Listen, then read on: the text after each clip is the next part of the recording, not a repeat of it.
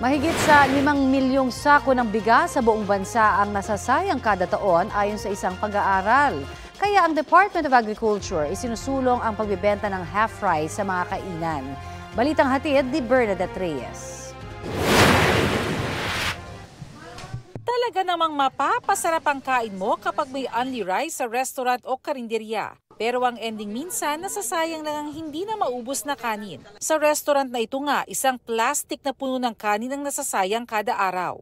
In everyday po na ano natin, meron po talagang kahit papano is like mga half rice or minsan 1/4. Sa isang pag-aaral naman, lumabas na humigit kumulang 6.5 gramo ng kanin ang nasasayang ng isang Pilipino kada araw. Bagamat mahigit 1 kutsara lang yan, pag pinagsama-sama, aabot yan sa 255,000 metric tons na bigas sa buong taon o katumbas ng mahigit 5 milyong sako.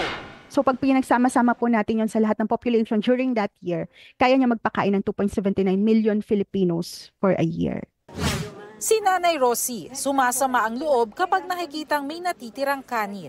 Ayoko po, nagagalit ako pag dinuubos. Sabi ko, pagkakain kayo, yung kaya nyo lang ubusin.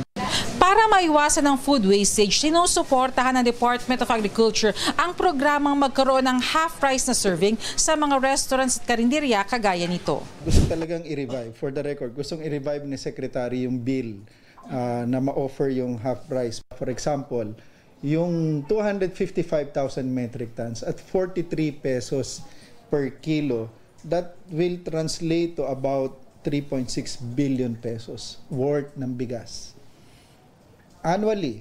So, malaking pondo yun. Sa ngayon, ayon sa PhilRice, may 47 na local ordinances kaugnay ng pagbibenta ng half rice sa mga kainan. Pero target daw ng kampanya na maging nationwide ito. Kahit sa government agencies muna, bago magkaroon ng executive order para isulong ang pagbibenta ng half rice sa mga kainan sa buong bansa. Pabor naman ang mga nakausap kong suki ng mga kainan. Sakto lang po sa tiyan mo, hindi sobra. Karamihan sa restaurant, dami talaga naiiwan mo na ano. So sayang, natatapon po yung pagkain. Pero habang wala pang EO, payo ng PhilRice, lalo ngayong kaliwat kanan na naman ang mga handaan at reunion. Hindi sana tayo maging takaw mata and sana kumuha lang tayo ng pakonti-konti. Bernadette Reyes, nababalita para sa GMA Integrated News.